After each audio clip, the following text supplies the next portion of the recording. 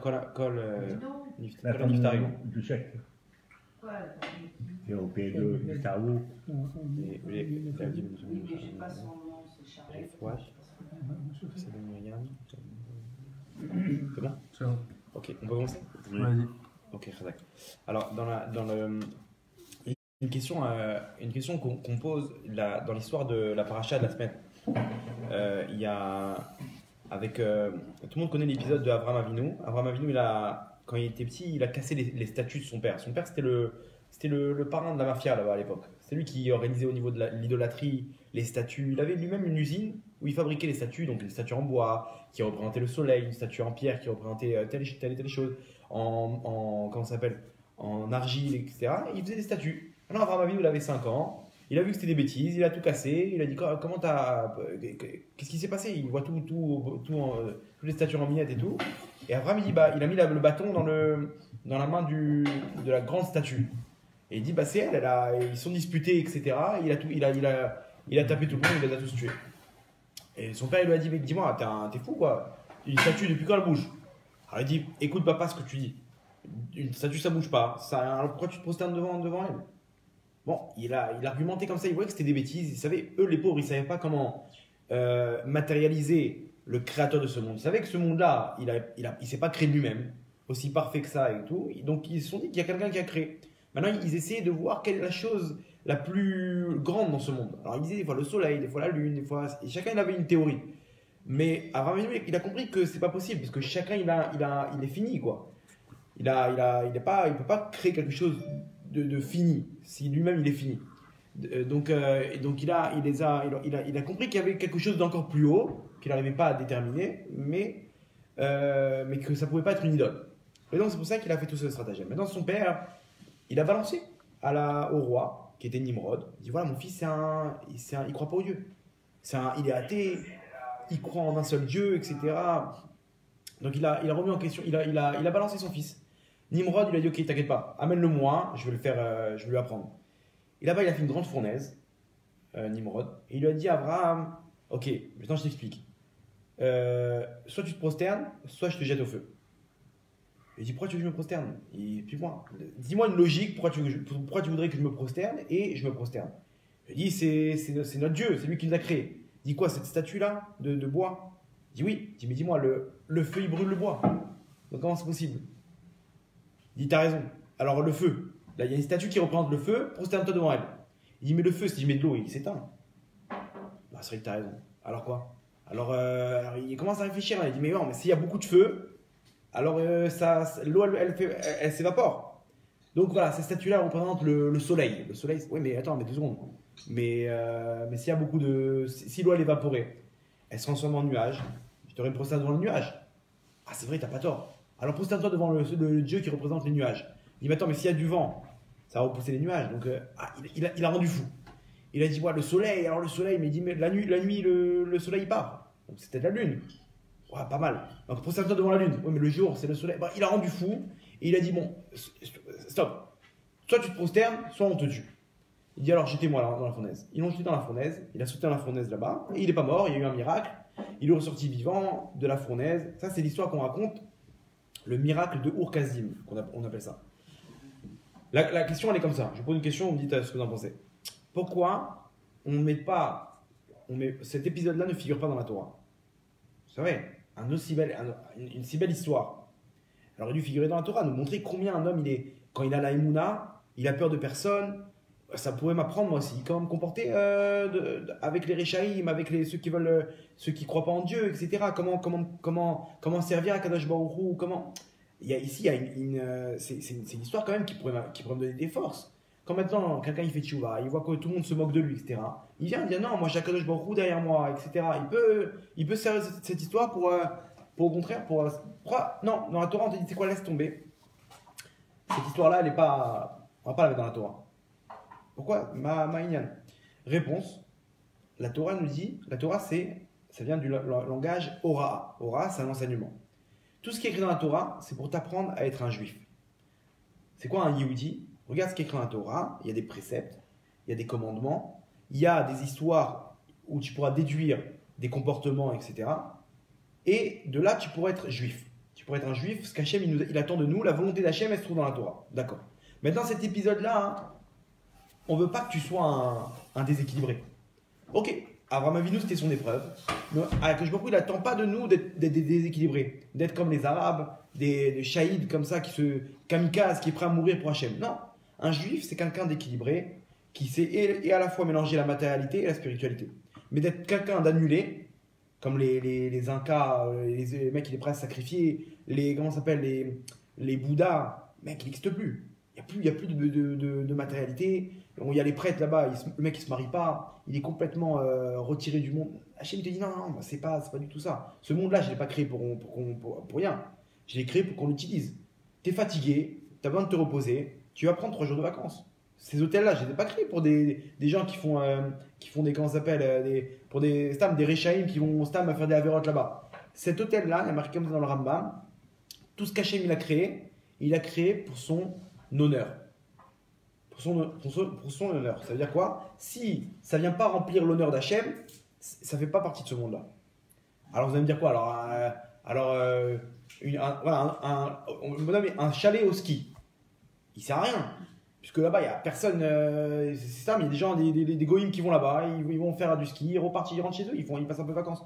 Non, alors Hachem, il le laisse il laisse ce chalet-là, il laisse exister des choses comme ça, parce qu'un jour, dans l'histoire de ce chalet, il va y avoir un juif fatigué qui va reprendre des forces là-bas. Donc ça sert les intérêts d'Hachem, et donc c'est pour ça qu'il a comment ça s'appelle, il peut exister, il a une raison d'exister grâce au fait qu'il va servir un jour à Hachem. Donc maintenant, ces hôtels, ces trucs, tous les plages, tous les kiffs qu'il y a dans ce monde-là, ils n'existent pas pour qu'on fasse que les gens ils fassent des avérotes et qu'ils kiffent avec. Non, un jour il y a un juif qui va s'en servir parce qu'il va être fatigué, il va vouloir reprendre des forces. Donc, on le laisse exister. Il a une raison d'exister. Donc ça veut dire, de là on apprend quoi? Que tout ça, Hachem il a créé pour nous. Tu es fatigué, tu as besoin de reprendre des forces, profite.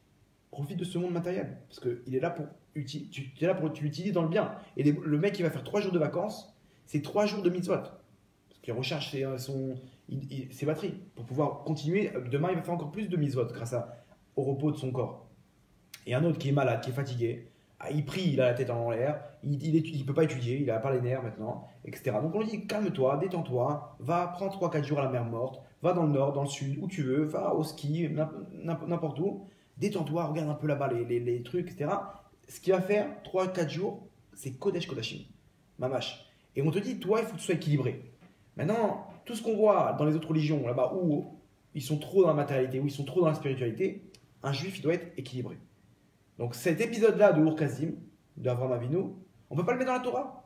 Parce qu'on risque d'apprendre de complètement s'annuler. Pour Hachem, il faut sauter dans le feu. Ça, Hachem, mets-le dans un midrash. Mets-le dans un midrash, on s'en sert pas. Si c'est ça, hein, il y a une grosse question.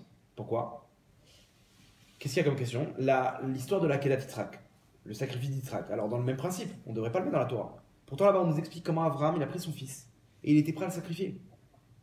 Vous avez compris la question, comment elle est forte? Si on nous dit que l'épisode de Ur-Kazim, on l'a pas mis dans la Torah pour pas que tu apprennes le fait d'être un déséquilibré. Tu sois complètement annulé pour Hachem. Hachem, il ne veut pas que tu sois annulé. Hachem, il veut que tu vives avec la Torah. Tu vives, c'est-à-dire tu vives pas, tu meurs pour la Torah. Tu vives avec ses préceptes. Tu sois quelqu'un d'équilibré, bien dans sa peau, qui a un équilibre entre la matérialité et la spiritualité, entre ta neshama et ton corps. Pas plus, pas moins. Équilibré. Alors si c'est ça, pourquoi tu m'as mis l'épisode de la Kedat Yitzhak? L'épisode où là-bas on te dit, il dit à Hachem Abraham, sacrifie ton fils. Tu prends Yitzhak, tu vas le sacrifier. Imaginez-vous l'épreuve terrible. Et Abraham il prend son fils à l'aube et il va avec le couteau là-bas. Après, si on l'avait pas arrêté, il aurait tué son fils. Donc qu'est-ce que ça fait vous avez compris la question?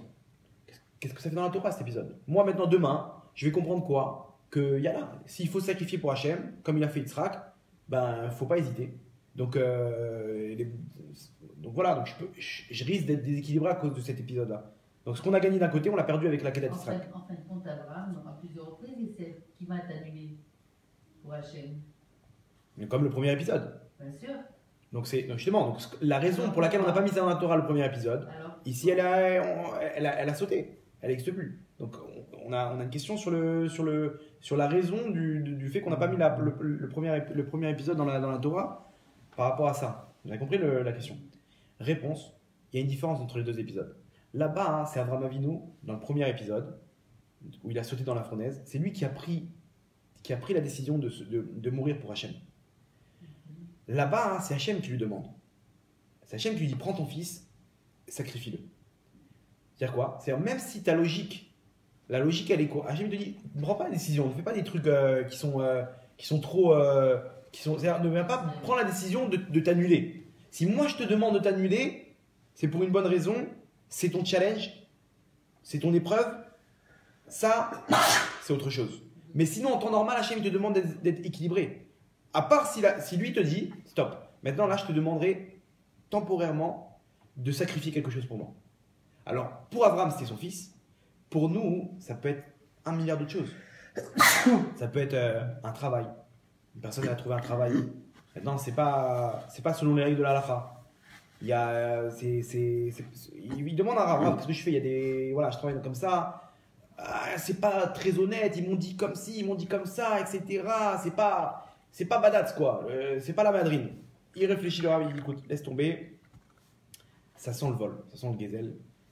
Et ben le mec, comment il fait? C'est une épreuve. Attends, mais c'est ma parnassa maintenant. Comment je vais faire? J'ai trouvé que ça. Il vient pour la halakha, il sacrifie des fois des payes très élevées pour Hachem. C'est très dur. Un homme, la Gemara dit que c'est un très grand itzara, l'argent pour un homme. Là, comment ça s'appelle? C'est quelque chose en lui. L'argent, c'est très dur pour l'homme. Il n'arrive pas à s'en débarrasser. Il y en a qui sont il y en a qui sont ça très fort. Il y en a qui l'ont un peu moins. Mais en tout cas, un homme, il a ce itzara de l'argent. Alors tu lui dis, tu sais quoi, sacrifie ça pour Hachem. Une femme, on lui parle de tsini ou de quoi que ce soit, c'est dur. Sacrifie pour Hachem. Un homme, Shabbat, ferme ton magasin pour Hachem. Là, c'est Hachem qui parle. Comment il parle? Par la Torah. Et regardez bien, dans la vie d'une personne, des fois, une personne dans sa vie, elle fixe des objectifs.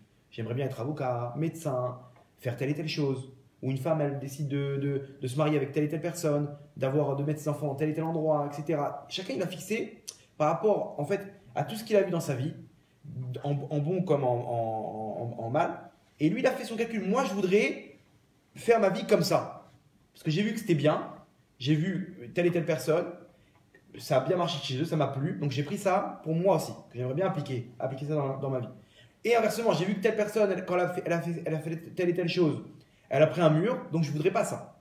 Ou par rapport à mon éducation, j'ai vu mon père, comment il se comportait avec moi, ou ma mère, etc. Donc, je voudrais pas appliquer ça à mes enfants. Donc, la personne, elle a déjà son parcours. Plus ou moins. Maintenant, des fois, Hachem, il te dit non. Et si maintenant, je te demanderais de tourner à gauche? Dans ton parcours, tu dois à la droite. Maintenant, là-bas, selon la halakha, c'est pas ça. Selon la Torah, moi, je te demanderais maintenant, va à gauche. Attends, mais tu me demandes de sacrifier toute ma personnalité ici. C'est dur. Et ça, c'est ma kedatitra kamo. Ça, la Torah, elle t'apprend, et naron, tu dois être équilibré. Ça ne vient pas, toi, maintenant, prendre des décisions d'être quelqu'un qui est complètement fermé, et qui est complètement dans la spiritualité. Et le bonhomme, il parle avec personne, il applique tout, Shabbat, il tremble de peur, il ne veut pas parler avec une fille, machin, etc. Il est complètement... On te dit, ça, j'étais dans le mauvais chemin. Pourquoi? Parce que la Torah n'a pas voulu mettre d'épisode d'Avraham Avinu, quand il a sauté dans la fournaise, pour pas t'apprendre que c'est le but. C'est un cas comme ça, ce qu'il a fait à Avraham Avinu. Bon, il a bien fait, mais s'il avait demandé à Hachem, c'est bien ça, Hachem dit non, c'est pas terrible. Maintenant que tu l'as fait, c'est pas grave, t'as mon accord. C'est pas mauvais, c'est pas une avéra. Mais de base, c'est pas ce qu'on veut. Alors c'est quoi la Kedat Yitzhak? Non, la Kedat Yitzhak, c'est différent. C'est moi qui te demande. C'est moi qui te demande, sacrifie ça. Peut-être change tes plans. Et Hachem, il veut, et c'est là le test de chaque personne. Voilà, toutes les épreuves dans une vie, c'est par rapport à ça. Il demande à Rav, le Rav, il m'a dit, non, quitte pas Israël. Ça, j'ai un ami là, il a un poste. Il a reçu un poste important en France. Et il m'a dit, je vais quitter l'Israël pour ça. Maintenant, il gagne quand même bien sa vie ici. Mais il y a mieux. Il veut faire une carrière, et sa femme, ça l'arrange, il y a ses parents, etc. Elle veut ses copains, copines, machin, truc. Ils sont dans une ambiance... J'écoute, pose la question à Rav, parce que je crois pas que tu as le droit de quitter Israël pour ça. Tu as le droit de quitter pour la parnassa, mais pas pour... Si tu n'as pas de parnassa, pas si tu es déjà bien... En fait, la raison, c'est parce que c'est mieux là-bas. Tu as une bonne ambiance, tu as tes parents, tes beaux-parents, machin, etc. Pose la question à Rav. Il est parti voir Rabbi David Abuhatzera, dans le Nord. Il lui a dit non, non, reste en Israël. Il a donné l'acte. Il a dit, le deal. Il a dit non, non, ma pitom, reste en Israël, tu auras encore plus de bracha, et il a tzlacha, il a parnassa, etc. Il a mal digéré le truc. Et non, il va partir en France. Il a pas. Ici. Il va partir. Il va partir. Ouais, il va partir en France. Alors ne va pas avoir un rap dans ces cas-là. C'est ça, il pensait pas que. C'est pour savoir déjà. D'accord, il a fait une erreur. Bah oui. Et ici, c'est une épreuve. Alors il a repoussé le truc, machin. Sa femme, elle n'a pas accepté le deal. Bon, c'est compliqué, mais ici, vous voyez que comment ça s'appelle, l'épreuve, elle est comment ça s'appelle, elle est dure. Une personne maintenant, elle voit ça, elle voit qu'au niveau Parnassa, ça va se débloquer. Au niveau de sa femme, Baruch Hashem, elle va être à l'aise. Au niveau de ses fréquentations, etc. Il y a plein de trucs maintenant qui voient, ah, Baruch Hashem, ça va bien se passer. Maintenant, on lui dit non, tu restes là-bas. Qu'est-ce qu'on fait? Qu'est-ce qu'Hachem il veut? Hachem il veut que tu ailles en France ou tu restes? Il veut que tu restes. Parce que tu as posé la question à Rav, il t'a demandé de rester. C'est dur. Vous avez vu le truc?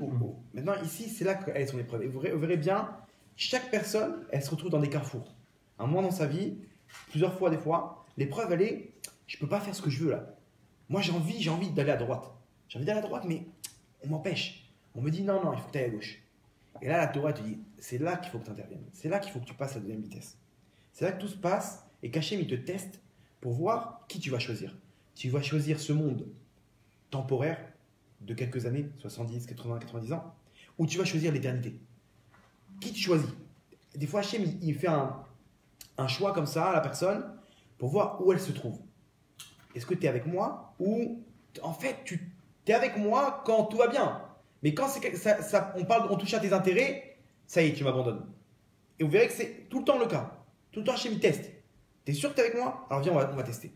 Maintenant, si je te fais choisir entre la Torah, entre ma volonté et entre ta vie, si maintenant tu te sers de moi pour nourrir tes intérêts, donc tu vas choisir ta vie. Tu vas pas choisir ce qui est dans la Torah. Si tu es prêt à sacrifier ta vie, d'accord. Là, maintenant, j'ai compris. Donc, c'est-à-dire que tu es avec moi. Si tu es avec moi, tu as tout gagné. Tu as la bracha, etc.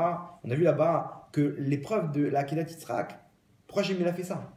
Non, c'est pas stable pour tester. En plus du test, jusqu'à aujourd'hui, on se sert de ce srout, de ce mérite, pour pouvoir donner un argument à Kadosh Baruch Hu, à Rosh Hashanah, pour nous enlever le. On te dit, Hachem, regarde, rappelle-toi de ce que. Nous, on est des clodos, nous, on voit rien. Mais rappelle-toi ce que nos arrière-grands-pères, ils ont fait.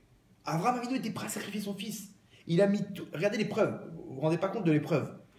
Lui, Abraham Avinu, il disait à tout le monde, il y a une Avodah Zara qui s'appelle Moller. Il faut sacrifier ton fils et tu demandes ce que tu veux et elle le réalise. Il y avait une force, les forces du mal, la sorcellerie, ils avaient une force où il fallait que tu sacrifies ton fils, et tu fais ta demande. Tu veux quoi, un appartement? Ok, prends le petit, allez hop, c'est bon, il craque le mec, il en peut plus, sa femme elle lui met la pression. Bon, allez, c'est bon, allez, viens avec moi, hop, il demande l'appartement, il sort dehors, il reçoit un appartement. D'où des forces du mal, de la sorcellerie, de tous ces trucs-là. Abraham, il leur dit, mais vous n'êtes pas débiles. Mais réfléchissez. Si c'est lui le créateur du monde, cet Avodah Zara, lui te donne pour te reprendre. Donc c'est débile. C'est quelqu'un de bon ou quelqu'un de cruel. Ça ne peut pas se mélanger là. S'il est bon, il ne peut pas te demander ton fils. Regardez comment ce monde qu'il a créé. Il leur disait, regardez le monde comment il est. Ça montre que ce Dieu-là, il est bon. Pourquoi? Parce qu'il aurait pu faire un monde en noir et blanc. Fais-moi un monde avec quelques espèces de poissons, quelques espèces d'animaux, quelques climats, un ou deux climats. Regardez comment c'est des milliards d'étoiles. Des milliards des couleurs dans tous les sens, des variétés, des odeurs, des goûts, des 14 000 espèces de poissons. Mais à quoi ça sert? Des étoiles qui sont à des milliards d'années-lumière. Mais pourquoi? Pourquoi tu fais tout ça, Hachem? Hachem, il veut te montrer, moi, quand je fais les choses, je les fais en grand. Ça montre quoi? Qu'Hachem, il est généreux ou c'est une barre? Il est hyper généreux, parce qu'il aurait pu faire un petit truc. Vous avez compris? Donc lui, tu vois qu'il est généreux. Maintenant, toi, tu es en train de me dire qu'il est cruel. Il veut que tu lui donnes il veut que tu lui sacrifies ton fils. C'est contradictoire. Tu as raison. Tu as touché un bel argument là. Et il arrive à les convaincre. Mais imaginez-vous le revers.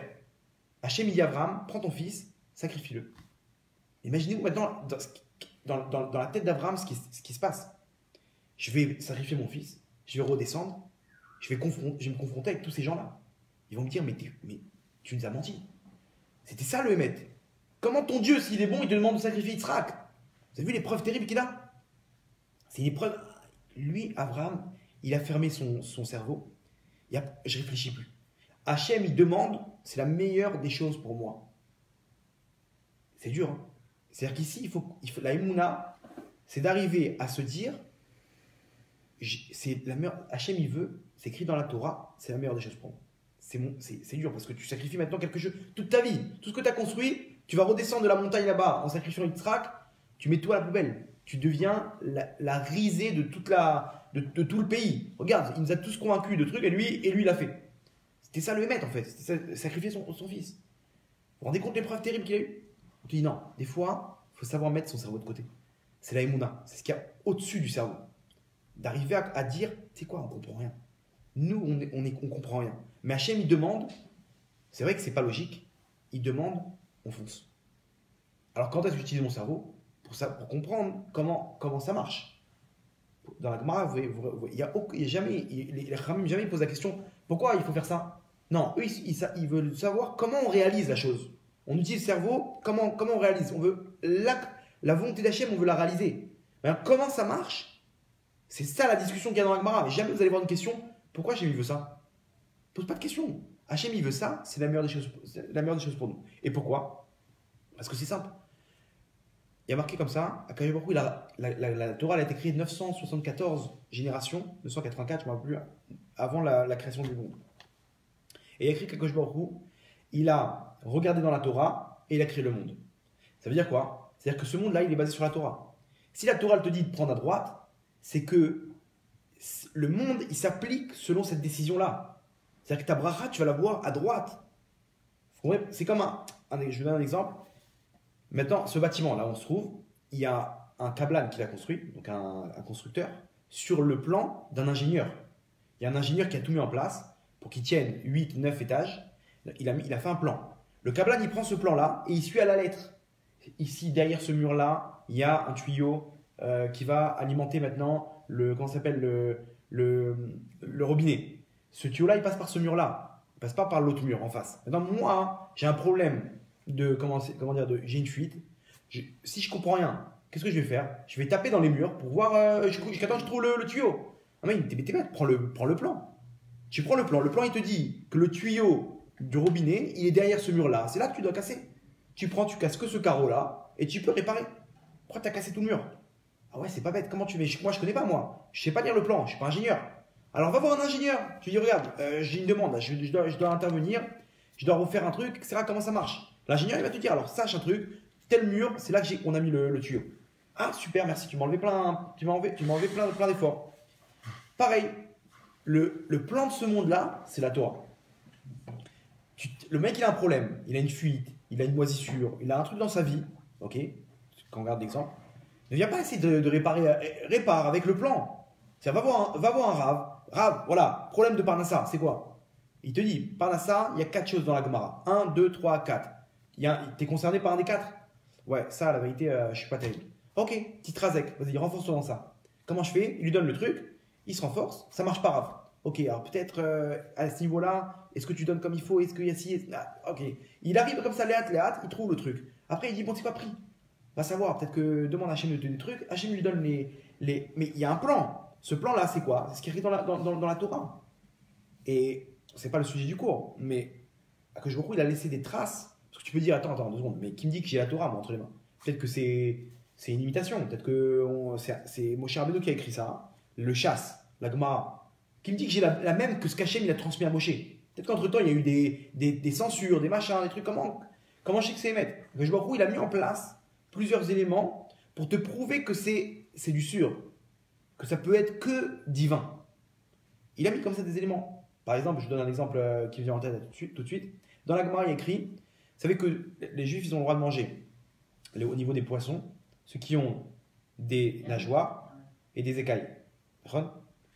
Maintenant, il y a écrit dans la Gemara, sache que si il a des écailles, il a forcément des nageoires. C'est-à-dire quoi? Toi, maintenant, tu es à l'étranger. Tu es parti pour faire des affaires en Turquie. Là-bas, tu avais faim. Tu dis, qu'est-ce que je vais manger? Il faut que je mange un truc cachère. Tu vois, il y a une poissonnerie. Tu dis, tiens, je vais prendre un peu de poisson. Je suis tranquille avec les poissons au niveau de la cache-route. Et tu vois, lui, il a coupé tous les poissons. Maintenant, il y a des morceaux de poisson, tu vois, des écailles. Tu sais pas s'il y a des nageoires. La Gemara te dit, sache que s'il y a des écailles, c'est forcément qu'il y a des nageoires. Alors regardez. Maintenant, si jamais je trouve demain un poisson qui a des nageoires, qui a des écailles et qui n'a pas de nageoires, Ça remet tout en question. ça remet tout en question. La Gemara elle t'annonce, elle te dit, sache que si qu'il n'y a pas de poisson qui a des écailles et qui n'a pas de nageoires. Demain, tu trouves un serpent des mers avec des écailles qui n'a pas de nageoires, tu prends la Gemara, tu la déchires, c'est bon, Nigmar, on a fini la Torah. Bon, la Torah orale, en tout cas, c'est sûr que c'est pas ça. La Torah écrite aussi, il y a des preuves explicites, mais en tout cas, c'est cette preuve-là qui vient à l'esprit. Donc, imaginez-vous. Pourquoi? Premièrement, d'où tu connais toutes les espèces? Toi, Moshe qui a transmis la Torah orale, c'est ce qu'il a appris 40 jours et 40 nuits là-bas quand il était au Arsinaï, c'est qu'Hachem lui l'a transmis. Toute la Torah orale. Il a transmis à Yoshua, au Skenim, etc. Jusqu'à qu'à la fin, ils voyaient qu'ils n'arrivaient plus à retenir. Parce qu'il y avait ils devaient changer d'endroit, de pays, etc. Ils ont tout mis à l'écrit. C'est les Mishnayot, etc. C'est ce qu'on a aujourd'hui, le chasse, la Gemara. La Gemara et la Mishnah. D'accord. Maintenant, pourquoi toi, tu nous donnes quelque chose? Premièrement, tu ne connais pas toutes les espèces de poissons. Jusqu'à aujourd'hui, ils découvrent tous les jours des espèces de poissons. Pourquoi? Parce qu'ils ont des nouveaux sous-marins qui sont beaucoup plus améliorés. Parce que quand ils ont une limite. Ils ne peuvent pas descendre trop bas. Parce qu'avec la pression, ça fait exploser la caméra. Donc, ils inventent des caméras plus perfectionnées et ils arrivent à gagner 3 mètres en plus. Donc, ils battent le record au niveau de la profondeur. Et là-bas, ils découvrent des nouveaux poissons. Des nouvelles espèces. Ok? Mais alors, jusqu'à aujourd'hui, ils découvrent des espèces. Mais d'où tu sais, toi, Moshe Rabbeinu, quand tu as transmis, tu n'as pas fait une plongée, tu n'as pas analysé toutes les espèces. Tu ne sais pas. Et en plus, pourquoi tu me donnes une info qui peut tout remettre en question? Tais-toi, ne dis rien. Pourquoi tu prends un risque? Viens, garde profil bas. Donne-nous des informations, mais ne donne pas des informations qui peuvent tout remettre en question. Vous comprenez? Pourquoi il fait ça? Justement, parce qu'il sait très bien que tu ne trouveras pas. Et il veut te mettre des éléments qui te permettront de voir que cette Torah-là, toutes les informations, elles sont divines. Et jusqu'à aujourd'hui, il y a des gens qui sont contre la Torah, qui essayent de mettre des bâtons dans les roues. Ils se disent, ah super, cette information elle est magnifique. Il suffit de trouver une espèce qui a des nageoires, qui n'a pas de nageoires et qui a des écailles, et on leur met tout, on leur fait fermer les synagogues. Et ils ont cherché, ils ont fait même une étude où ils ont recensé toutes les espèces de poissons. 14 300, le Razamir Cohen y ramène là-bas. Là-bas, ils ont trouvé une espèce qui a des écailles et qui n'a pas de nageoires. Alors, ils étaient hyper contents. Ils ont donné ça à des spécialistes, ils ont trouvé des trucs, ils se sont rendus compte que quoi? Qu'en fait, écoutez, sa peau, elle avait un aspect d'écaille, mais c'était pas des écailles. Vous comprenez? C'est-à-dire que sa peau, elle avait. Quand on voit en photo, on a l'impression que c'est des écailles. Quand on touche, c'est lisse. C'est faux. C'est un effet d'écaille, mais c'est pas des écailles. Donc en fait, c'est bon, ils ont un truc. Et jusqu'à aujourd'hui, 14 000 espèces, ils n'ont toujours pas trouvé. Et tous les jours, ils trouvent. Rien. Pourquoi? La Torah, elle a parlé. C'est quoi? C'est un homme qui a pu écrire ça? L'Agma. Il y a des comment ça s'appelle? Des signes comme ça, il y en a partout. Donc on te dit quoi? Ce plan-là, il est divin. Ça vient d'Hachem. Regarde ce qui est écrit là-bas. Va voir un rave, il va te dire exactement le plan. Tu es devant une épreuve, un carrefour, gauche-droite. Va voir dans le plan. Où est-ce que tu dois tourner? À gauche ou à droite? Si le plan, il te dit, écoute, selon ce que Hachem veut de toi, non, d'où je connais moi la volonté Hachem, dans la Torah, tu vas voir un rave, qu'est-ce que je fais, gauche ou droite? Le rave, il va scanner maintenant toute la Torah et il va te répondre. Tu vas dire pourquoi rave? Il va dire parce qu'en fait, il y a une Gemara qui dit comme ça, et il y a comme ci, et il y a comme ça. Il va te faire tout le truc comme ça, moi, avec mon rave, avec le rave Eliaou. Des fois, comme ça, je lui demande un truc, il réfléchit, 2 secondes après, fais ça, mon fils. Pourquoi? Il me dit, non, je sais pas qu'il y a une Gemara comme ça, et le Rambam, il dit de cette Gemara comme ça, et il trouve un truc incroyable. Il te déduit quelque chose de plusieurs, il te fait un puzzle en fait. Et dans le plan, il te trouve le cas similaire à ton cas à toi, où là-bas, il fallait tourner à gauche. Donc il te dit que tourne à gauche. Vous savez comment ça marche? Il y a une histoire très connue dans la Gemara, où Rabbi Yochanan ben Zakkai, quand le Beth Amikdash, il était aux mains des Romains, il est tombé sous le siège des Romains. Là-bas, il a trouvé une combine, Rabbi Yochanan ben Zakkai, pour s'échapper, et pour aller voir Vespasien, Aspasianos. Vespasien, c'était le commandant, le général de guerre de l'armée romaine. C'était un des grands généraux de l'armée romaine. Lui, il a siégé Yerushalayim, la vieille ville, pour les mettre KO. Là-bas, Rabbi Yochanan ben Zakkai trouve une combine pour s'échapper et pour parler à Vespasien. Il arrive devant lui, il lui dit Shalom Alecha Melech. Il lui dit, il appelle le roi. Vespasien, il lui dit t'as 2 peines de mort. Il dit pourquoi? Il dit parce que tu m'as appelé roi, je suis pas roi. Donc c'est un manque de respect. Genre, tu me montes de grade alors que je suis qu'un général. Et deuxièmement, pourquoi tu viens me voir maintenant? Réponse. Regardez bien la réponse. Il lui dit, je suis venu te voir maintenant parce que tu connais la situation là-bas. Les rebelles juifs, ils nous empêchent de négocier. Et nous, on sait très bien, selon la Torah, que le Beth Amikdash, il est perdu. Donc, j'ai dû me battre pour trouver une solution pour sortir. Si ça dépendait de moi, je serais venu te voir depuis longtemps. Ok, bonne réponse. Maintenant, pourquoi tu m'appelles roi? Regardez ce qu'il lui dit. Il lui dit, il y a écrit dans la Torah que le Beth Amikdash ne pourra tomber que entre les mains de quelqu'un de redoutable. À dire, c'est quelqu'un de redoutable. Maintenant, il y a un autre pasouk qui nous dit que un roi, c'est quelqu'un de redoutable. Donc maintenant, faites le puzzle. Si maintenant, toi, en tant que général, tu as réussi, à partir du moment où moi, je suis venu te voir, c'est-à-dire que j'ai baissé les bras. Donc c'est-à-dire que Yerushalayim, il vient maintenant de tomber entre tes mains. Parce que moi-même, je viens d'admettre ma défaite. Donc, c'est-à-dire que tu es quelqu'un de redoutable.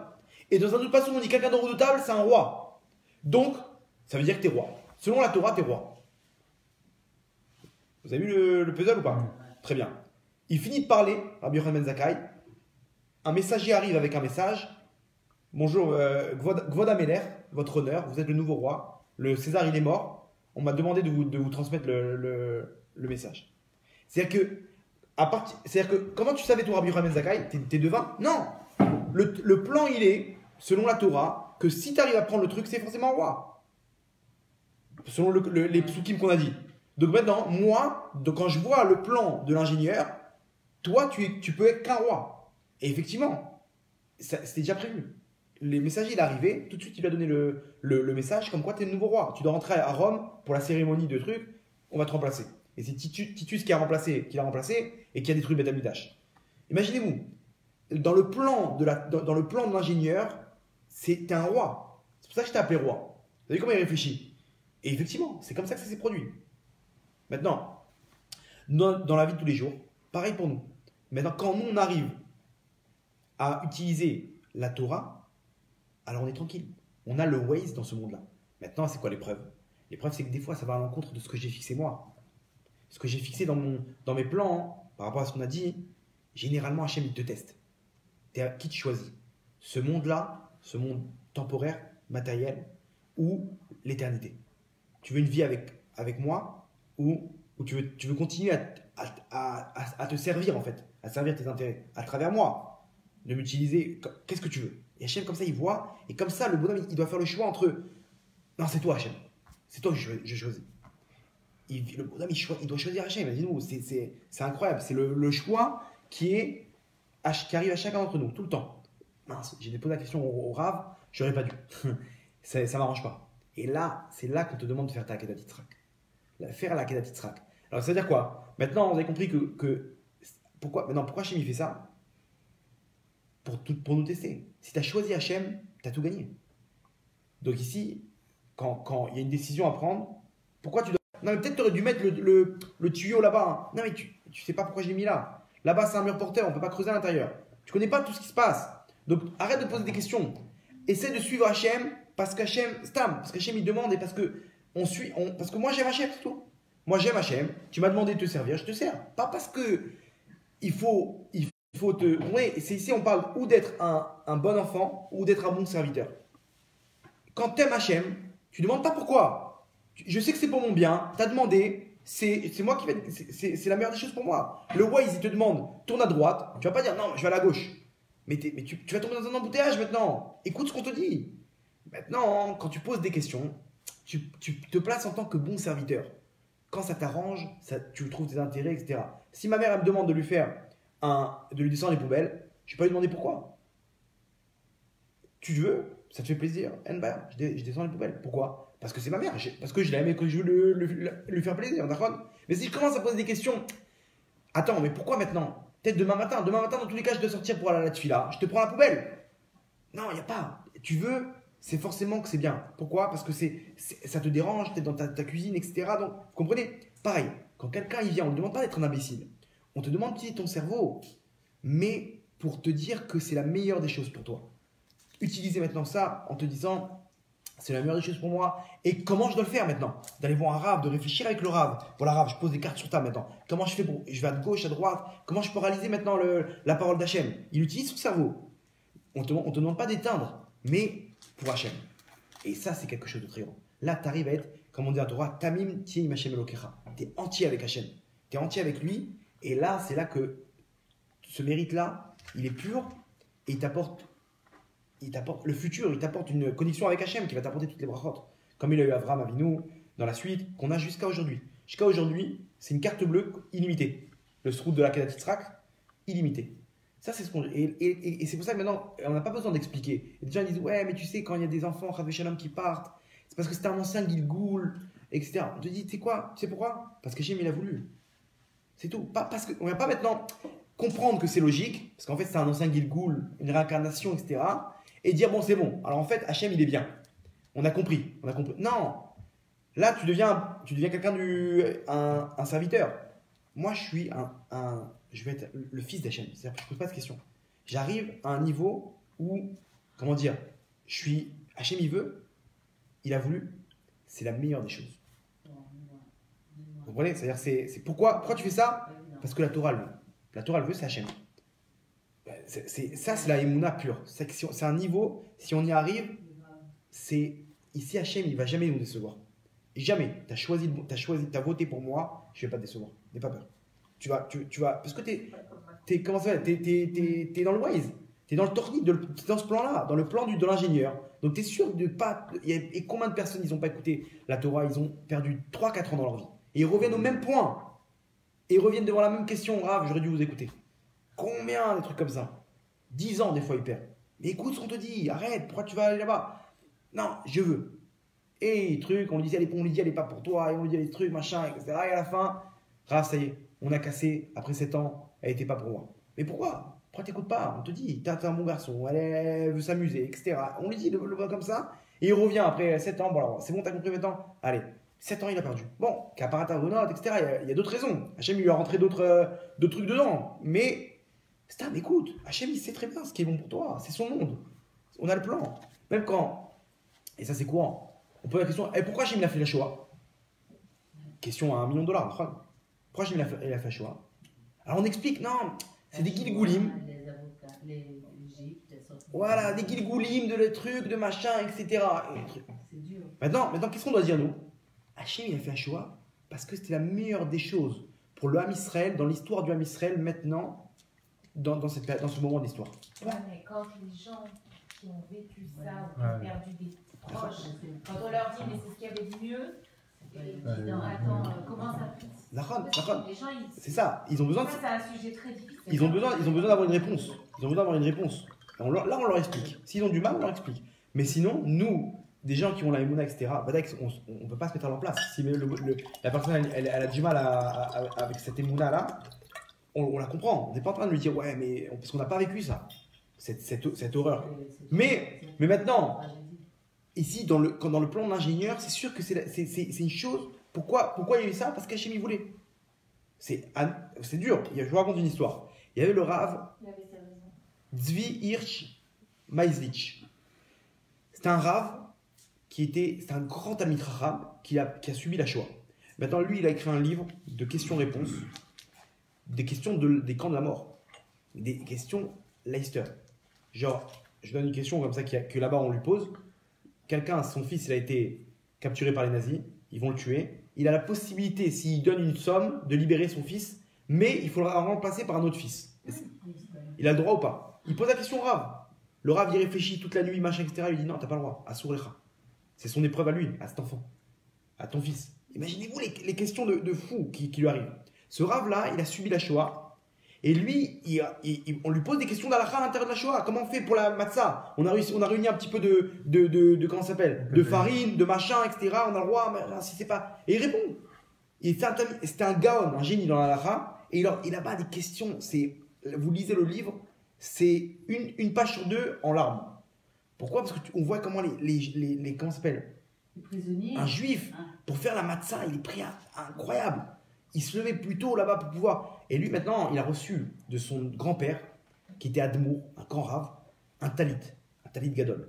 Il a réussi à l'emmener avec lui au camp de la mort.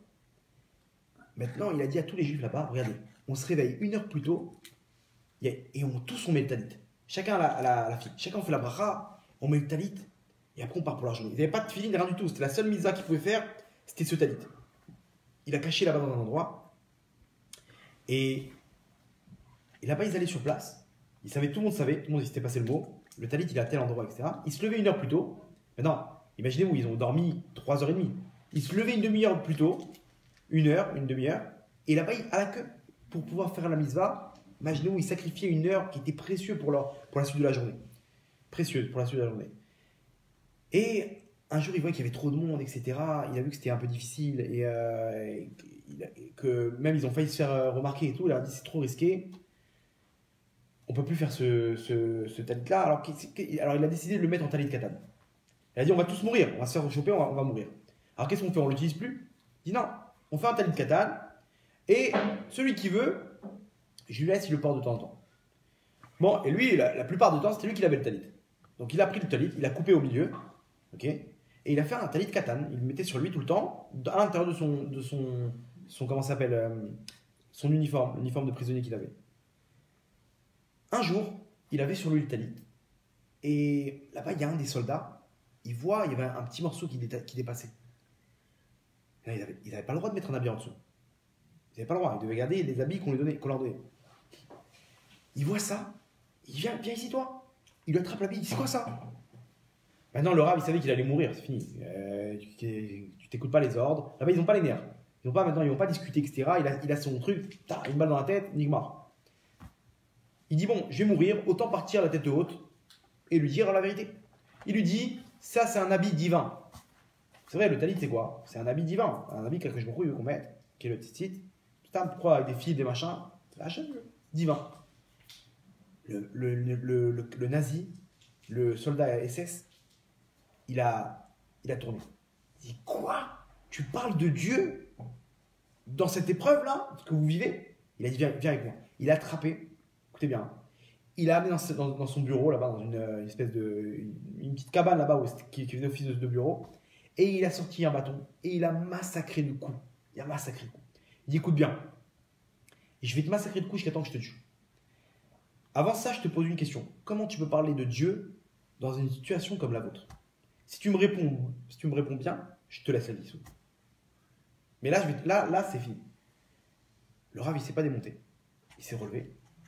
Et il lui a dit, je te raconte une histoire, et de là, tu vas comprendre. Il dit, ok. Il lui dit, c'est un mec, une personne, elle a fait des analyses. Elle va pour recevoir ses analyses. On lui donne le papier. Maintenant, là-bas, il voit que des chiffres et des formules chimiques. Il ne comprend rien. Il va voir l'infirmière. Il lui dit, mais je ne comprends pas. Comment je peux savoir si mon opération a marché? Elle lui dit, ouais, je ne comprends pas. Il faut aller voir il faut demander au chirurgien. Ok, il est où? Mais il va commencer une opération, là. Alors, elle regarde comme ça. Ah, tu vois, il est en train de mettre des gants. Fonce, vite, avant qu'il rentre dans le bloc opératoire. Et tu lui demandes. Vite, il fonce avec son papier.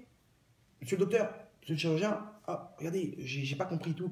Comment se passaient les analyses et tout? Le chirurgien, il regarde, il lui répond 1, 2, 3, et il le laisse. Il le laisse sur le côté comme ça. Il regarde le papier. Il a encore une question. Entre-temps, le chirurgien, il a avancé. Et il commence l'opération. Il commence à ouvrir le ventre là-bas du patient. Et lui revient avec son papier. Il dit, monsieur le docteur, j'ai encore une question. Comment vous expliquez? Et là, il voit la scène d'horreur. Il voit le chirurgien en train d'éventrer le patient. Ah, monsieur le docteur, mais qu'est-ce que vous faites? Vous êtes en train de le tuer? Non, le chirurgien, il lui fait signe de la main, alors laisse-moi tranquille. Et il lui prend la pince comme ça, il ouvre le ventre comme ça, et l'autre pince comme ça. Et il commence à rentrer ses mains. Mais il vient, il essaie de retirer. Mais vous allez le tuer. Il enlève la main au chirurgien. Jusqu'à que le chirurgien, il voit qu'il n'y a personne qui. L'infirmière, elle n'est pas là pour intervenir. Il est obligé d'intervenir. Donc, il interrompt l'opération. Il enlève son masque. Il lui dit, mais dis-moi, mais qu'est-ce qui t'arrive? Il dit, mais vous êtes en train de le tuer. Vous l'avez éventré. Il va perdre son sang. Il va mourir. Il dit, mais t'as déjà fait des études de médecine? T'es infirmier, t'as un truc, t'as un diplôme? Il dit non. Et alors, pourquoi tu poses des questions sur des choses que tu connais pas? Ici, je suis en train d'éventrer parce que je veux lui enlever quelque chose. Il a une tumeur ici, il faut lui enlever. Mais t'inquiète pas, on va recoudre, il y a ce qu'il faut, etc. Comment, toi, qui n'as aucune connaissance, tu viens poser des questions sur 13 ans d'études? 13 ans d'études, tu me remets en question comme ça. T'as pas honte? Ah, ok, je savais pas. Il lui dit comme ça, le Rav. Tu vois, nous, on est ce mec-là. Cette personne-là qui vient poser des questions. Et Hachem, c'est le chirurgien. C'est le maître du monde. Nous, on va poser des questions sur ce qu'il fait. Il est en train d'opérer dans le Ham Israël maintenant. Il fait une opération. Après 120 ans, on croit qu'il y a la vie après la mort. On verra la finalité de tout ça. La finalité pour le Ham Israël. Que ce pays dans lequel on se trouve, peut-être c'est grâce à ça. Que c'est des Neshamot qui devaient effectivement partir, etc. Et que si elles étaient mortes dans la situation où elles étaient, où ils étaient complètement, ils étaient avec des goïms, etc. Ils seraient morts, ils auraient eu un Guéhinam, pas possible. Hachem, il a trouvé une situation pour pouvoir, qu'ils meurent à Kiddush Hachem et qu'ils aient un Gan Eden incroyable. Hachem, il a renversé la vapeur ici.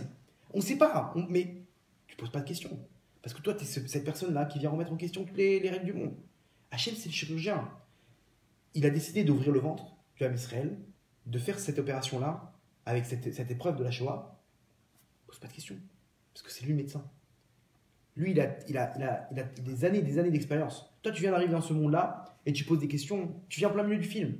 Tu sais même pas ce qu'il y a eu dans le passé, présent, futur, dans les mondes d'en haut, dans tous les Chesh Bonot Shamaim qui sont à des années-lumière de ce que tu peux t'imaginer. Et toi, tu viens et tu dis, mais je comprends pas. Peut-être tu devrais pas lui ouvrir comme ça le ventre. Mais t'es fou, toi. Pour qui tu te prends? Il lui dit, nous, on peut parler d'Hachem dans la Shoah, dans cette situation-là, parce qu'on sait que ce qu'il fait, qu'il sait ce qu'il fait. Écoutez bien la suite. Le nazi, là-bas, le SS, ça lui a plu. Il lui a dit, écoute bien, pars vite avant que je change d'avis. Sors de mon bureau. Avant qu'il sorte, il lui dit, attends. Maintenant que tu connais mon bureau où il se trouve, si un jour tu as besoin, n'hésite pas à taper. N'hésite pas. Ça lui a plu. Et bien sûr, il a laissé le talit. Un miracle. Il lui a donné, il a vu ce nazi-là, combien ce juif-là, il est ma'amine. Il a vu, il n'y a pas. Hachem, il a décidé maintenant, cette épreuve-là, la meilleure des choses pour nous. Est-ce que c'est dur? C'est très dur. Mais, il n'y a pas de question. Il a vu la Emouna vivante, ce nazi-là. Il a dit, c'est pas possible. Incroyable. Ça l'a marqué. Il a vu la force, comment ça s'appelle, la force de ce juif-là. Il a dit, ils sont trop forts. Il s'est dit, ils sont trop forts. Au contraire, il a commencé à le respecter. Pour la petite histoire, je vous raconte la suite de l'histoire de ce Rav. Après quelques années, 1 an ou 2, je crois, ils ont été libérés par les Américains. Enfin, les Américains commencent à arriver, donc ils ont dû libérer les camps de la mort là-bas. Et eux, ils voulaient les amener le plus à l'est pour éviter. Ils étaient en train de perdre là-bas, les Américains, ils étaient en train d'avancer. Donc ils se sont dit, il faut les déporter encore plus à l'est. Donc vite, sortez tous du camp. Là-bas, les nazis les ont attrapés, ils les ont mis en file, ils ont commencé à les faire entrer dans les trains. Maintenant, là-bas, il y a un des soldats qui voit, il les fouille pour voir s'ils n'ont pas pris d'affaires avec eux du camp. En les fouillant, il a trouvé le talit qui était sous l'habit. Il les fouille comme ça et il voit qu'il a un habit en dessous parce que c'était un grand talit de base, donc il était pas un truc moulant quoi. Il dit, qu'est-ce que tu fais avec ça? Pareil, c'est un habit divin, il lui dit. Mais sauf que là, le mec il avait pas les nerfs. Il a pris sors-moi tout de suite ça. Il a enlevé le talit. Il y avait un bidon comme ça avec du feu pour se réchauffer là-bas. Ils avaient mis comment ça s'appelle, un truc en fer quoi, un truc avec du feu là-bas. Il a jeté le talit dans le feu. Et le Rav, il voit le talit qu'il a servi pendant des années, qu'il a accompagné pendant la Shoah, pendant les camps de la mort. Il le voit prendre feu. Le talit de son grand-père, une histoire. Ce talit, il est plein de larmes, il est plein d'histoires. plein de doucha, et il le voit prendre feu comme ça, en miettes. Et le Rav, il commence à crier, non! Il commence à pleurer, à se jeter par terre. Qu'est-ce qu'on va devenir? Qu'est-ce qu'on va faire maintenant sur le talit? Etc. Et son fils lui dit, papa, il avait son fils avec lui. Il dit, papa, regarde, il y en a plein qui n'avaient pas ce talit. Ils ont survécu. Hachem, maintenant, il a décidé, il a donné jusqu'à maintenant de réaliser la mitzvah. Bah, Hachem, ça y est, on est en plein la mitzvah. C'est dur, mais qu'est-ce que tu veux? Bon, le Rav, ça l'a un peu calmé et tout. Il est rentré, mais il pleurait, ça l'a marqué. Il était attaché à ce talit. Et là-bas, ils sont montés dans le train. Avec ce nazi-là, ce soldat, c'est lui qui les surveillait dans le train. Il est rentré avec lui, ils sont rentrés avec lui. Et là-bas, ils étaient tellement fatigués qu'ils sont tous accroupis par terre pour dormir. Il dormait rien là-bas. Mais dans le Rav, en plus, il avait pleuré beaucoup, donc il était encore plus fatigué que ça. Il a dit à son fils, je t'en prie, je peux mettre ma tête sur ton épaule? Il m'a dit, oui, t'es maigre. Tu mets un poids sur ton épaule, ça lui fait mal. C'est pas comme nous. Il lui dit, vas-y papa, vas-y, mets ta tête sur mon épaule. Il a commencé à dormir. Maintenant, ça commence à lui faire mal. Il lui dit, papa, je t'en prie, est-ce que je peux changer de place? Je me mets à ta droite et tu mets ta tête sur mon autre épaule. Il dit, ouais, bien sûr. Il change de place. Donc le Rav, il était comme ça. Il passe comme ça. Ok. À ce moment-là, il y a un obus. Parce que les Américains, ils bombardaient. Ils croyaient que c'était des trains de munitions. Ils bombardaient. Maintenant, il y a un obus qui a tapé juste à côté du wagon. Et il y a un éclat de cet obus-là qui a transpercé le wagon. Mais maintenant, il transperce le wagon au niveau ici, à côté du Rav. C'est-à-dire que s'il n'avait pas tourné la tête, ça lui aurait explosé le crâne. Il a changé la tête comme ça. Quelques minutes après, l'éclat, un gros éclat en métal, il transperce le wagon. C'était des wagons en bois. Et il passe ici. Maintenant, où est-ce qu'il va se loger? Le nazi qui dormait là-bas, sur le banc, en face, sur son bras. Ça lui a coupé le bras. Le même bras qui a jeté le talit à la makom. Maintenant, il est en train de crier là-bas, il perd son sang. Imaginez-vous, le bras par terre, le corps et le bras. Et il crie. Et il voit le Rav. Et il lui demande pardon. Il a compris. Il a compris ici que c'était. Il demande pardon. Et là, ils étaient tous. Il ne savait pas quoi faire. Et il est mort comme ça parce qu'il n'y a pas d'argent. Qu'est-ce que tu veux faire? On n'a rien. Regardez comment Hachem il a protégé. Bref, il est sorti vivant. Il a écrit un livre sur toutes les halachot là-bas. Un livre terrible. C'est quoi celui dont vous avez parlé là Ça s'appelle Shoot. Shoot, c'est Shelot ou Tshuvot. Des rescapés de la Shoah. Un truc du genre. Le Shoot, c'est-à-dire Shelot ou Tshuvot. Mais c'est des questions d'halakha, quoi. C'est-à-dire, c'est des questions d'halakha, quoi. C'est-à-dire, c'est des trucs qui sont compliqués, quoi. Mais c'est tout un livre où là-bas, vous voyez des questions. On lui pose des questions, par exemple, est-ce qu'on pourra dire comment ça s'appelle? Est-ce qu'on doit dire la bracha du matin chez Loa Sanigoy? Après tout ce qui nous arrive maintenant dans la Shoah, de dire qu'on remercie Hachem de nous a pas fait goy. Mais c'est-à-dire quoi? Qu'on est juif, quoi. Donc c'est une fierté. On le dit. Mais ici, tu vois bien que c'est à cause de ça qu'on meurt. Parce qu'on est juif. Est-ce qu'on doit la dire, cette bracha? Imaginez-vous les questions. Pardon. Et lui répond. Il dit au contraire.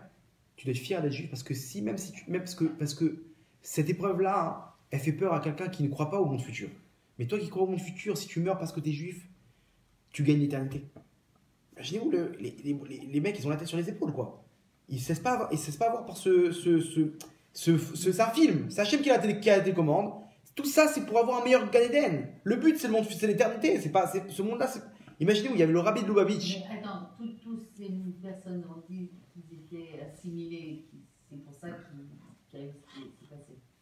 Mais quand même, il y avait aussi des grands tzadikim, des grands religieux qui sont entrés, Comment c'est possible? Alors justement, il fallait des gens qui les accompagnent là-bas pour leur faire prendre conscience de ce qui s'est passé et qu'ils fassent tchouva. Parce que si quelqu'un il meurt parce qu'il est juif mais qu'il n'a pas fait tchouva, ça ne marche pas. Ah, d'accord. Vous comprenez? Si maintenant le mec, toute sa vie, il a fait que des avérotes.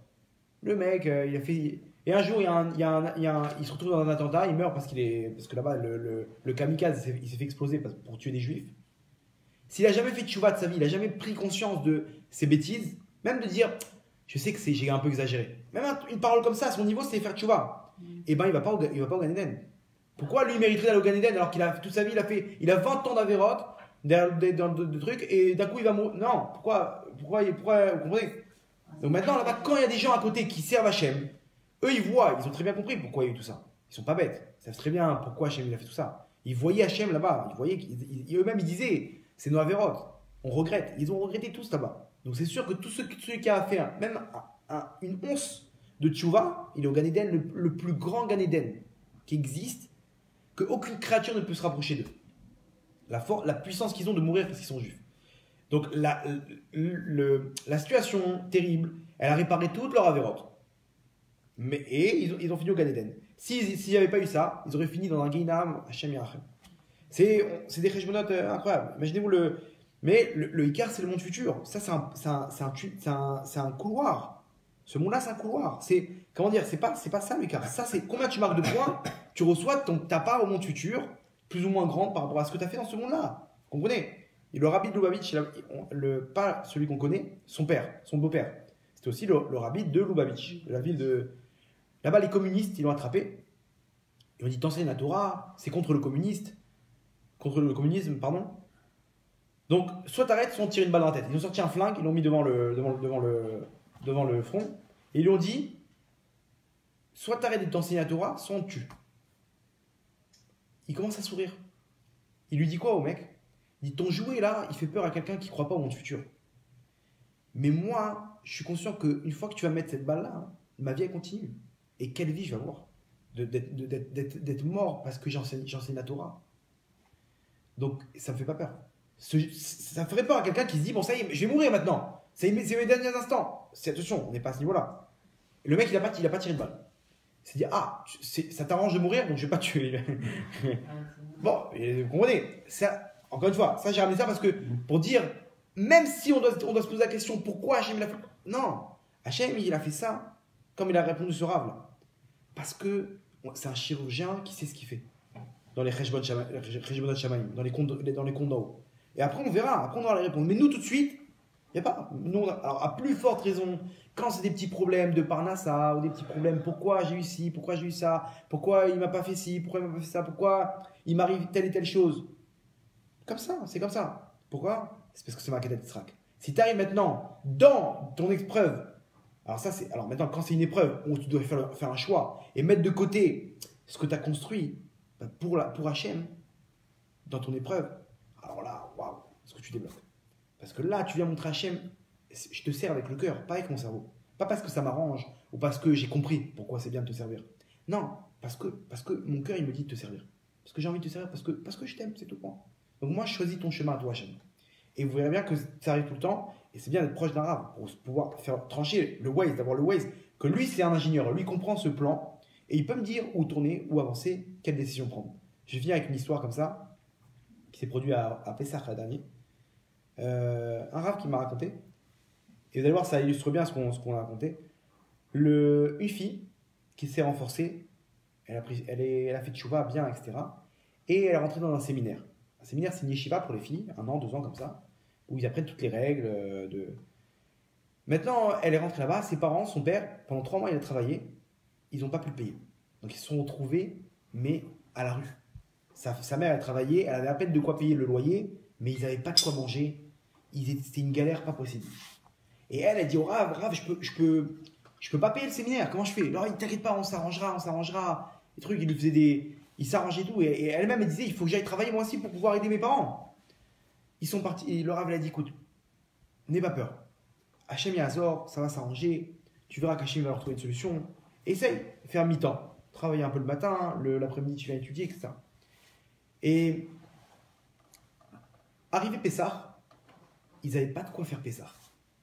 Ils avaient une petite enveloppe, 600 shekels pour la semaine. Imaginez-vous, rien que les matzot, c'est déjà 100 shekels. Pour une semaine, on doit faire des courses pour une semaine de Pessah, où tu dois racheter tous les produits. Vous connaissez comment ça marche? On ne peut pas réutiliser la mayonnaise où tu as mis sur ton pain et après tu as repris avec nous. C'est mort. Alors qu'est-ce qu'on fait? Tu rachètes tout. Et le poivre, et le machin, et le truc. Ça coûte cher. Et l'huile, et les trucs. 600 shekels, ils ont. Maintenant, il y a un qui a entendu leur histoire, qui a organisé des vacances de Pessah dans un hôtel. Il leur a dit, s'il me reste une chambre, gratuitement, je vous la donne. Vous passez des vacances de Pessah à l'hôtel. Elle est belle ou pas? Magnifique. Et puis, effectivement, Baruch Hashem, il reste une chambre. Il leur a dit, Baruch Haba, voilà, gardez vos 600 shekels et venez, la brioute, tout gratuit. Donc là-bas, nourri, logé, etc. Et dans un hôtel, pas Stam, un piscine et compagnie. Waouh, merci à Kadosh Baruch Hu, ils étaient contents et tout. Et maintenant, cette fille-là qui se renforce, Tom, elle veut savoir la cache-route de l'hôtel. Donc elle appelle l'hôtel juste pour savoir c'est quoi comme cache-route que vous avez au niveau des viandes, etc. C'est halak, c'est pas halak, machin. Tout est badatz, c'est bon. Non mais vous avez une cache-route? Non mais t'inquiète pas, tout est badatz.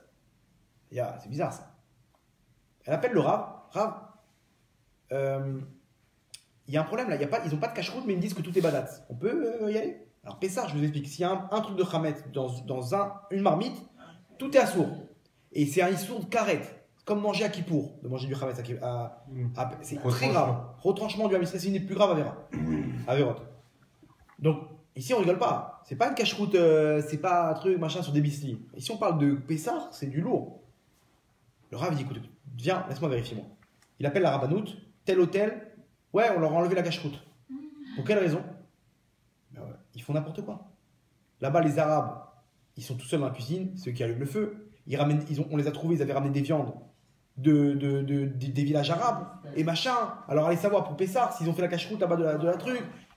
Laissez tomber. Ne vous approchez pas de cet hôtel. Le Rav, comment je vais lui annoncer ça? Écoute, cache-route à la panique, il n'y a pas de cache-route. Même s'ils ont acheté les aliments en badass, là-bas, on va savoir quelle cachérison ils ont fait la cuisine, la viande. Si c'est birla, c'est de la viande. Même pas badass, cachère quoi, parce qu'apparemment ils ont eu des problèmes, etc. Ça, c'est un truc, la rabbanoute, elle leur a enlevé la cache-route. Ok, qu'est-ce que je fais, Rav?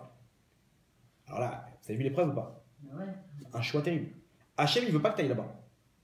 Ou tu vas là-bas avec ta boîte de thon et tes petites matzot. Mais bon, on revient au même. Ok, Rav, j'ai compris. Elle appelle sa mère, maman, désolé, je pourrais pas venir avec vous. Le Rav, il reçoit un coup de fil 5 minutes après de sa maman. Quoi? Vous avez pas honte? C'est ça la Torah? Déjà, toute l'année, je vois pas ma fille. Maintenant qu'on peut passer des vacances ensemble. Et en plus, dans un hôtel. Mais c'est quoi ça? C'est ça la Torah? La Torah, elle écarte une fille de sa maman. Et elle commence à pleurer. Et en plus, on n'a pas d'argent, Rav. C'est cruel ce que vous faites. Et pour une fois, le Rav, il sait pas quoi faire. Il commence à lui parler. Lui dire, écoutez, c'est pas ma Torah. Si c'était moi, je vous aurais dit, bon, d'accord, mais là, c'est Hachem, on négocie pas avec Hachem. Hachem, il a dit, non, c'est non. Regardez, oui, mais alors, ça veut dire quoi? C'est bon, c'est badat, machin, etc. Écoutez, et il commence à lui dire, vous savez, à la Shoah, ils réunissaient des petits morceaux pour pouvoir manger une galette cachère. Et chacun, il mangeait une miette, chacun pour pouvoir réaliser la mitzvah. Vous vous rendez compte? Maintenant, vous avez le choix. C'est vrai, c'est une épreuve terrible. Et il commence à essayer de la convaincre. Et elle commence à se calmer de plus en plus. Elle commence à accepter le fait que, bon, ma fille, elle ne va pas nous suivre. Mais elle, même pas en rêve. Jusqu'à que le Rav lui dit, écoutez, j'en suis sûr que si vous arrivez à surmonter cette épreuve-là, vous aurez, et je vous le signe, la tzlacha, la réussite, la bracha, la bénédiction, et la shefa, l'abondance. Il dit, vous aurez la tzlacha, je répète la phrase, c'est important. Vous aurez la tzlacha, la bracha et la shefa. Tzlacha, bracha, veshefa. Comme ça, il lui dit. 3 mots. D'un coup, elle tourne. Elle dit quoi? Vous êtes sûr? Certain. D'où vous savez? À quel titre? Vous ne connaissez pas l'histoire? Là-bas, il a surmonté l'épreuve Abraham. Jusqu'à aujourd'hui, on se sert de ce mérite-là. C'est une bracha. Jusqu'à aujourd'hui, on s'en sert. Ok. Rav, vous m'avez convaincu, on partira pas. Ok. Le Rav, il n'a pas compris comment d'un coup elle a tourné. La fille, elle rappelle juste après. Rav, vous êtes un génie. Comment vous avez fait? Comment vous avez su? Vous voyez des choses? Il ne comprend pas. J'ai su quoi? Je ne comprends pas. Explique-moi. Je vous explique, Rav. Vous avez dit à ma mère qu'il y aura la tzlacha pour Bracha. Bracha, c'est sa sœur. Elle a 35 ans. Elle n'est toujours pas mariée. Et lui, il lui a dit, vous aurez la tzlacha, la bracha et le shifa. Maintenant, elle a compris quoi, la maman? Il y aura la tzlacha, la réussite pour Bracha. Il y aura tzlacha, les bracha. Maintenant, elle s'est dit, je suis tombé sur un Mekoubal. Il voit des trucs. Il a le roi Hakodesh. Il a vu le futur. Et il lui dit si vous faites ça, je te signe que tu auras la bracha, elle aura la tzlacha. Elle va trouver son nom. Donc elle, tout de suite, attends, si c'est pour ma fille de 35 ans, pourquoi elle est toujours pas mariée? Parce qu'elle fait des crises d'épilepsie. D'un coup, elle tombe. Pas de façon forte, mais en plein milieu, elle peut faire se balader et tomber. Bon, voilà, il lui donne un petit cachet comme ça, il arrive, ils savent comment faire. Mais c'est un poids, quoi. Pour se marier, le mec, tu lui dis ça, il dit bon, je vais réfléchir, quoi. Donc, Rav, d'où vous savez? Le Rav, il rigole. Tu sais quoi, Mina Shamaim. Mina Shamaim, Hachem, il a fait comprendre ça. Va savoir, c'est peut-être qu'il veut lui donner, il veut vraiment donner la tzlacha à cette bracha. Ne lui dis rien. Dans tous les cas, on aura gagné au moins qu'ils n'auront pas fait des avérotes là-bas à manger du chametz. Va savoir. Et puis Hachem, j'en suis sûr qu'il va. C'est pas pour rien. S'il m'a fait sortir ça de la bouche, c'est que c'est Mina Shamaim. Enfin, qu'il a fait comprendre ça d'elle plutôt. Écoutez la suite. Il se retrouve avec 600 shekels maintenant, rebelote. Il faut faire les courses. Il se retrouve avec 600 shekels à Osherad. Avant Pessah. À Osherad, en train de faire les courses. Maintenant, en pleurs. Ils prennent 2 bouteilles d'huile. La maman, elle fait calcul. Non, repose une bouteille. Ils prennent des. Non, il y a moins cher. Et ils sont comme ça avec une calculatrice. Imaginez-vous, en train de calculer pour arriver à 600 shekels pile. Et ils achètent le minimum du minimum. Et ils sont là, alors qu'il y a un séjour de une semaine, les attendait là-bas dans un hôtel. Imaginez-vous le nourri, logé, tout, traiteur. Et ils sont là comme ça, bon, malassot. Ils ont choisi Hachem. Ils font la queue pour payer. Et en plein milieu, en pleine file d'attente, cette bracha là, crise d'épilepsie, elle tombe par terre. Donc il la réveille, machin, les gens ils sont là, ça va, tout va bien, vous inquiétez pas, ils nous mettent le petit cachet qu'il faut, etc. Et elle se réveille. Bon, la fille qui est derrière eux, elle leur dit, dites-moi, elle est mariée? Non, pourquoi? J'ai mon neveu à Beersheva, il a 35 ans, il fait des crises d'épilepsie aussi. Il cherche à se marier. On peut faire la rencontre. Imaginez-moi le truc de fou.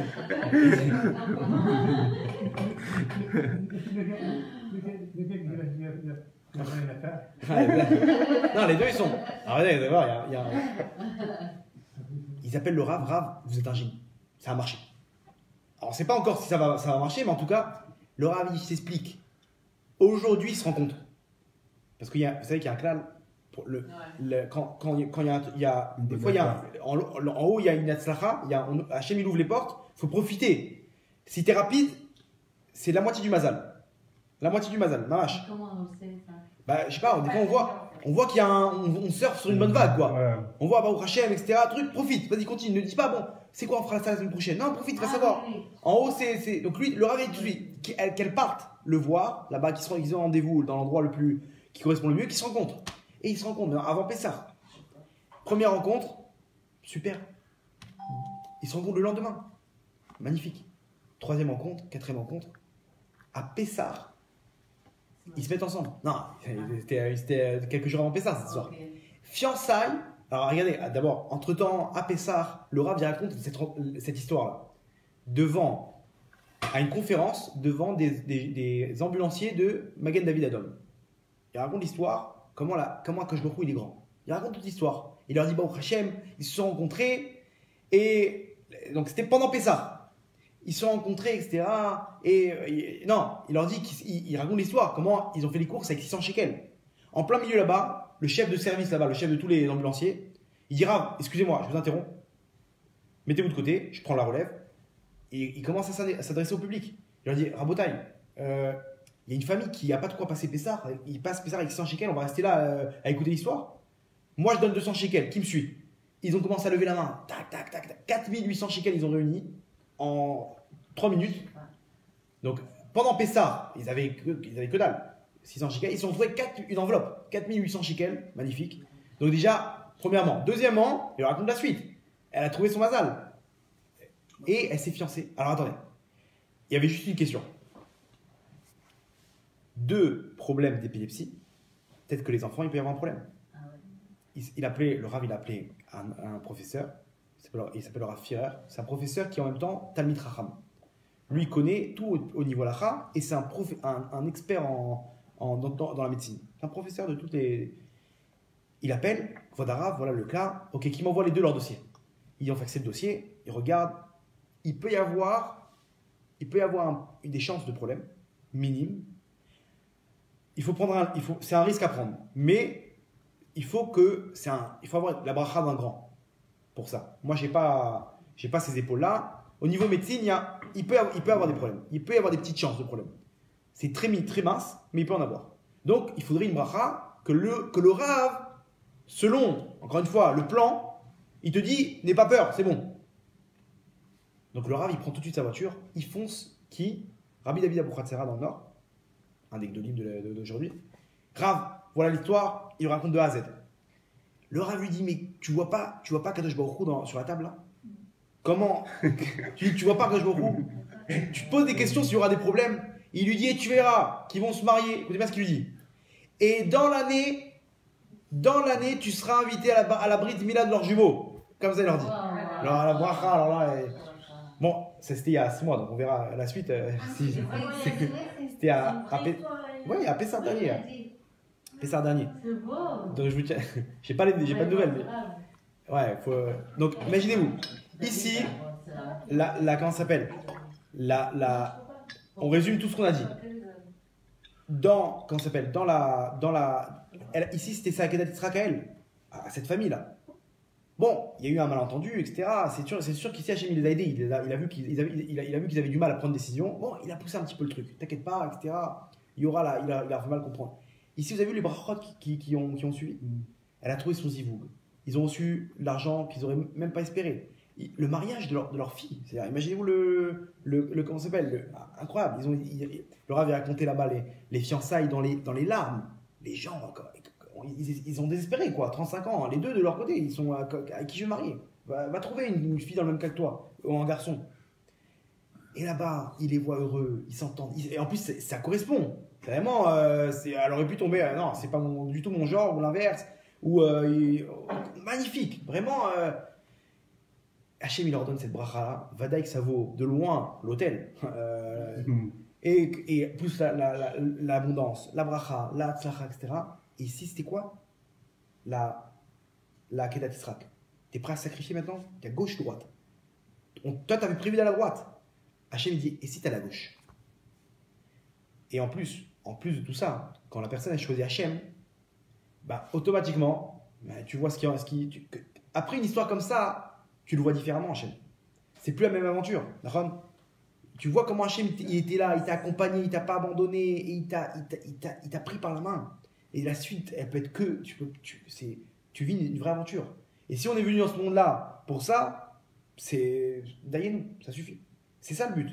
Imaginez maintenant ce qu'ils ont empoché dans leur valise, ce qu'ils vont emporter avec eux à tout jamais maintenant, cette proximité avec Hachem, qui va, bien entendu, qui va engendrer beaucoup plus de mitzvot, beaucoup plus de tfilot, beaucoup plus de émouna, de bitachon, etc.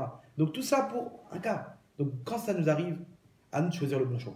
C'est quoi? Le Waze de ce monde. Qu'est-ce qu'il dit à Torah? J'ai mon Rav, gauche-droite. Et on n'attend pas la récompense. Mais rien que le fait de se dire que déjà, je l'ai fait pour Hachem, déjà, ça suffit. Donc Hachem et Zakenu, qu'on puisse avoir cette force de décision pour pouvoir se rapprocher d'Akadosh Baruch Hu. Baruch Adonai Leolam. Amen, amen. Amen.